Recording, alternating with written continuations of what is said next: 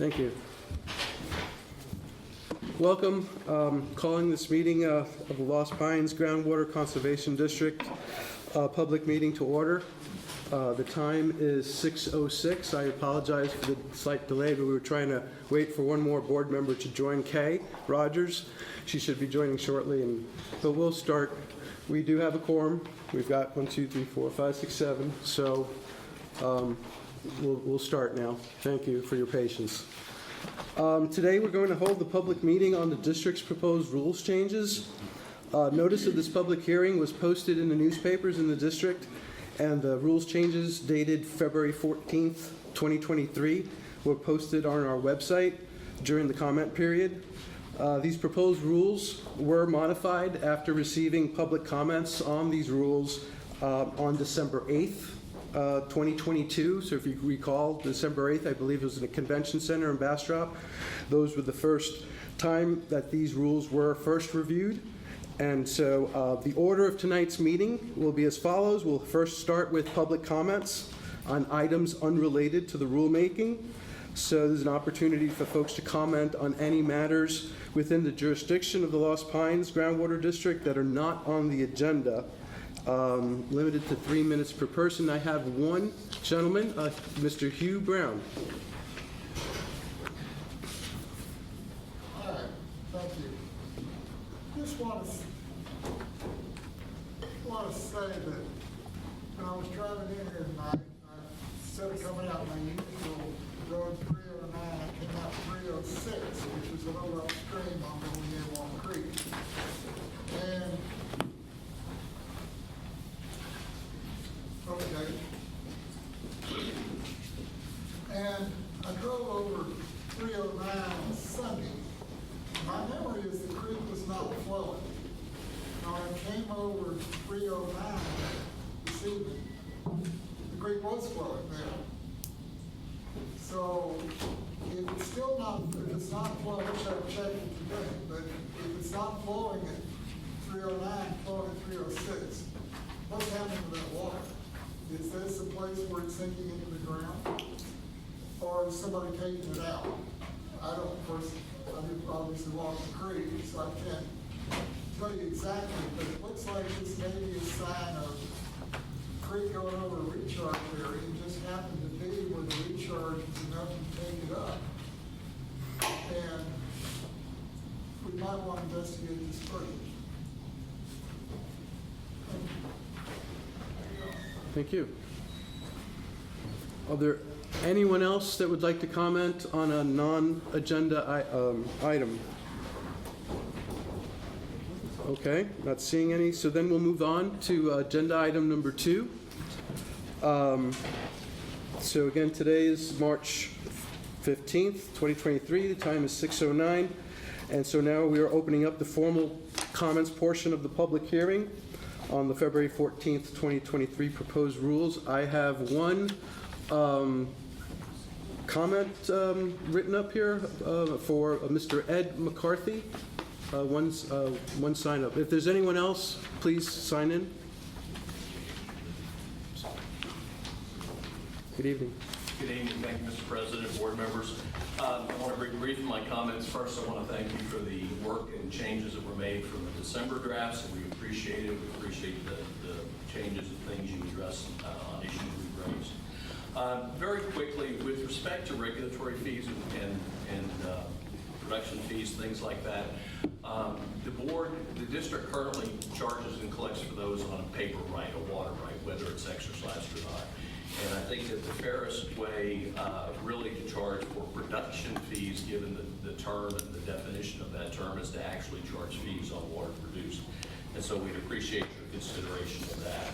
I do want to note we appreciate the permit processing fee, which has been added to your fee schedule and is uniform in its application, and appreciate that across the board. I'm going to move next to Rule 5.2E with respect to unreasonable effects, and you did a lot of work again on this rule also, but it still remains somewhat vague and hard to determine what criteria will actually be applied for determination of an adverse or unreasonable effect. And you do give some examples of a well that has lost the ability to produce water. Obviously, that is is something that is demonstrable. However, the cause and effect between that well going dry and the permit or permits that you may see as being needed to be curtailed is a problem. Right now, we know that we have wells in the Carrizo-Wilcox which have been reported as going dry or loss of water, and that has so far been attributed to pumping outside of the district. So that's another concern as to how you handle impacts that are from within the district and outside of the district. And you're dealing with a unique situation of political boundaries versus hydrogeologic conditions and characteristics. So that's something I'd like some more consideration to be given to.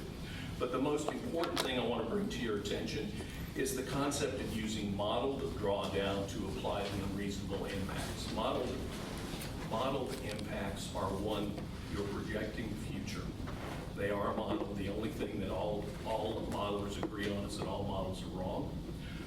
They are useful tools, and they need to be used, and I would encourage them to be used, and I would encourage them to be used as flags or indicators, so that if the modeling is indicating a potential problem, that be brought to the potential permittees that are pumping in the area where the model indicates there may be a problem, if the model can even zero it down to that.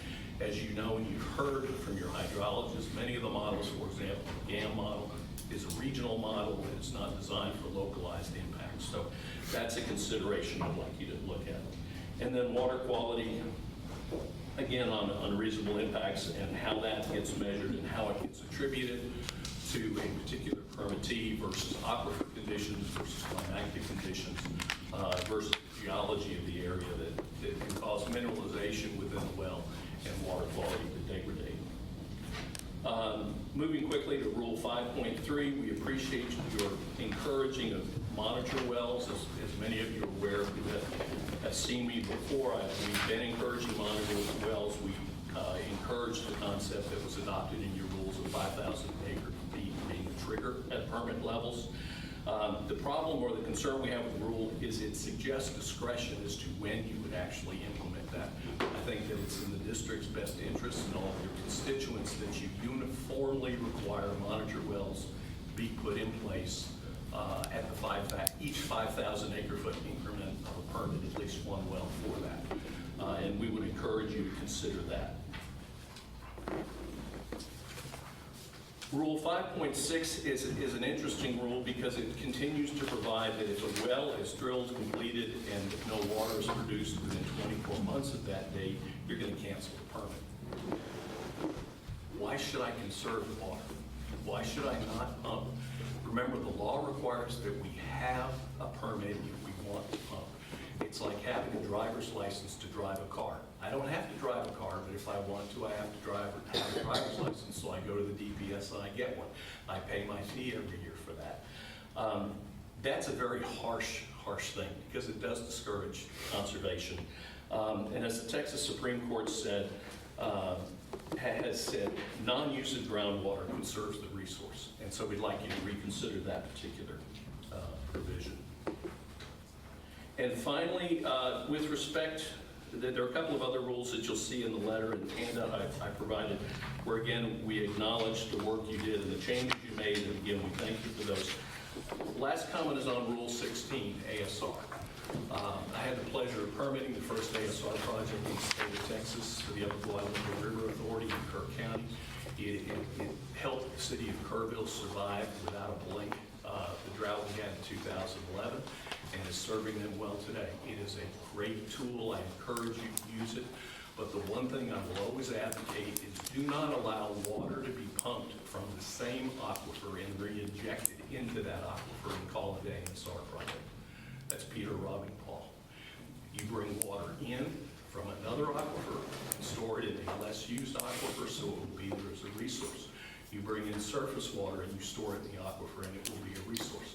If you pump it out of this aquifer, okay, I'd say the Carrizo-Wilcox, and bank a bunch of water, because once it's ASR, you guys lose control over it in many respects, then that can be pumped as hard as the permittee, the ASR owner wants during a calendar year, irrespective of the drugs. So you are not doing yourself any favors or the aquifer if you allow water to be pumped out of an that same aquifer. I thank you. I'm happy to answer any questions. I have a question. Yes, ma'am. What about water that's coming from Vista Ridge and going to San Antonio?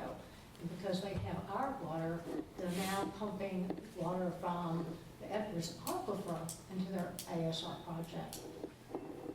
And it's just like they're taking our water, but because they now have an excess they're using. So that's not exactly what you're saying, but it's similar. No, ma'am, it's actually not at all what I'm saying. I understand the concern you're expressing. San Antonio is trying to balance multiple different concerns and issues. It needs to limit its water. It does produce on an annual basis from the Edwards Aquifer. It is banking water in an ASR project that's in the Carrizo, Wilcox, and Bexar County. But the water they're pumping from Milam and Burleson County and moving down towards San Antonio hopefully ultimately relieves a regional problem. San Antonio exists beyond the boundaries of Bexar County and the Edwards Aquifer Authority. And it is not allowed to use water produced from the Edwards Aquifer outside of the Edwards Aquifer boundaries. So in order to serve its total constituency, it has to have multiple resources because the statute does not allow it to do what your rules would allow a municipal water supply purveyor like Aqua Water Supply that has service area in the district and out of the district. They can use water produced from in the district in their total certificated service area. SAWS cannot do that with their Edwards water. That's one of the legal constraints they face. Thank you for clarifying that. You're welcome. Thank you. Any other questions? Thank you for your time. I appreciate it. Thank you. And President Hernandez, I want to remind everybody, that we published on our notice, we said that each comment is 3 minutes. Yes, Okay. understood.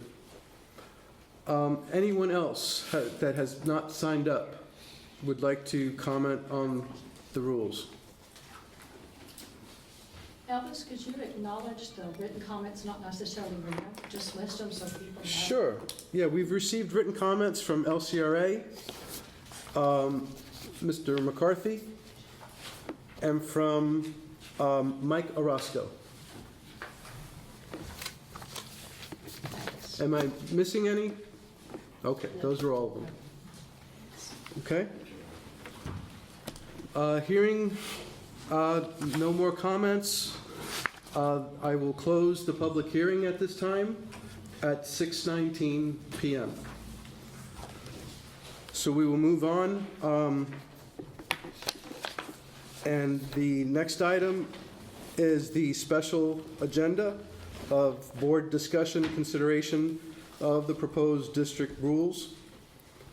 Natasha, do you have any last minute comments that you would like to present to the board or on this matter?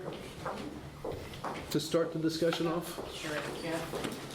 So the management committee has put in a lot of work. I mean, if you recall, these rules were considered in December. We had a public hearing on these rules in December 2022.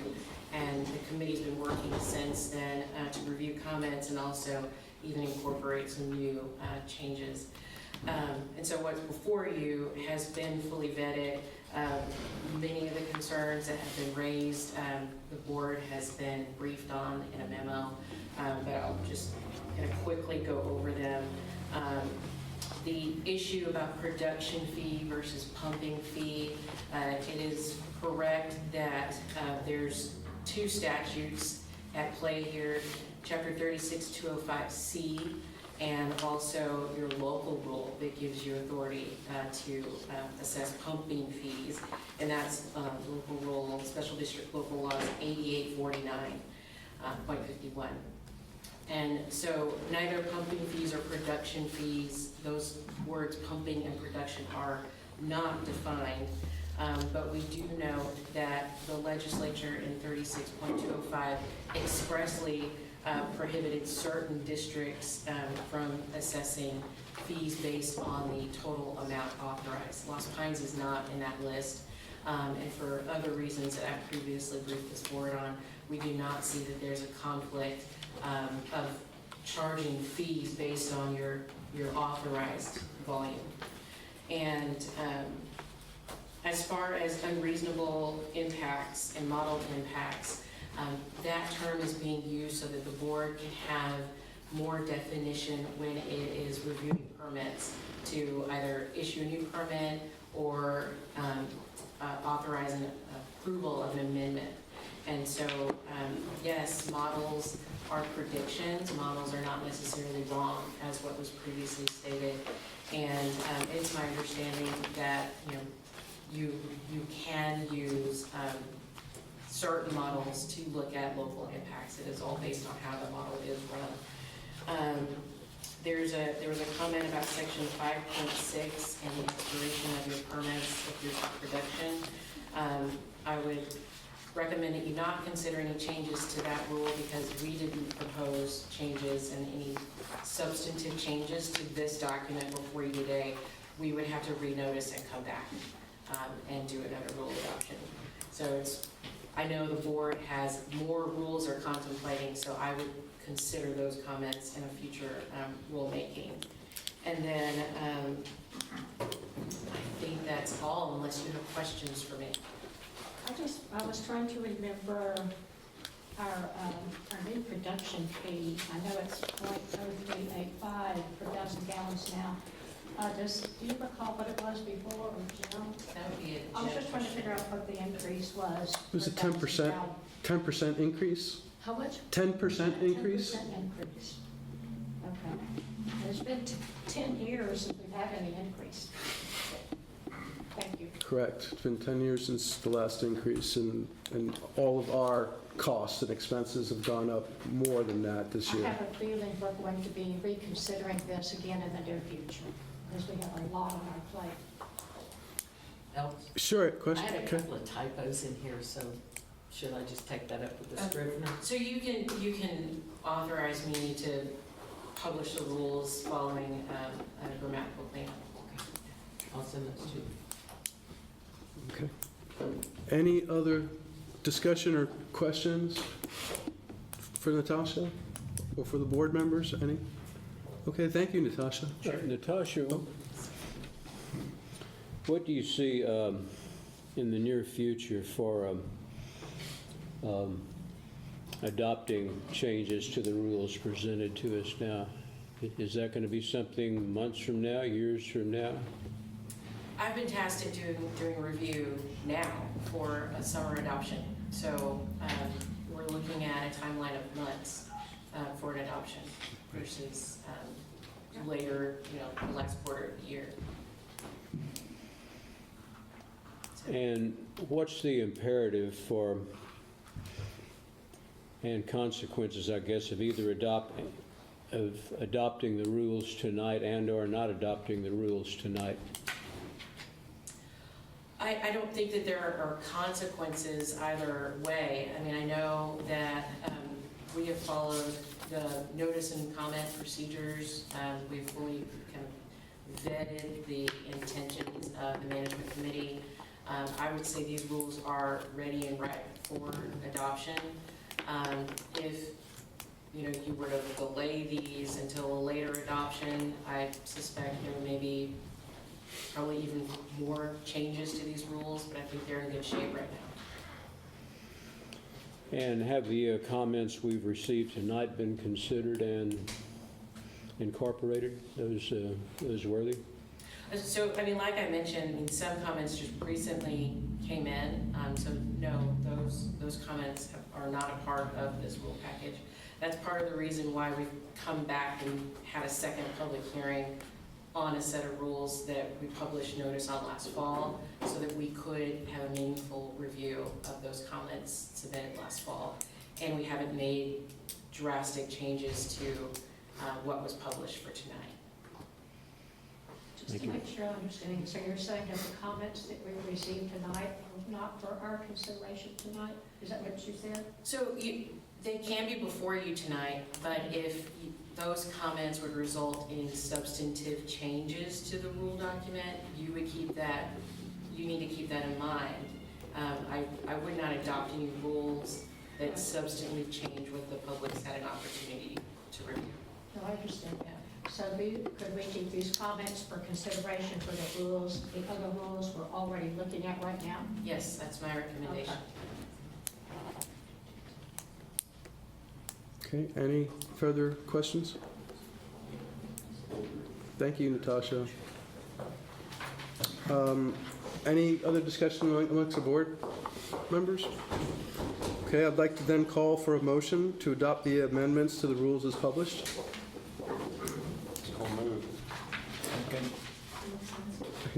I hear a motion and a second by Mr. Herb Cook, and the motion was made by Mr. Director Semang.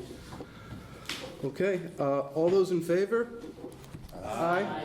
Any opposed? Aye. Just duly noted. Phil Cook's opposed. The measure passes.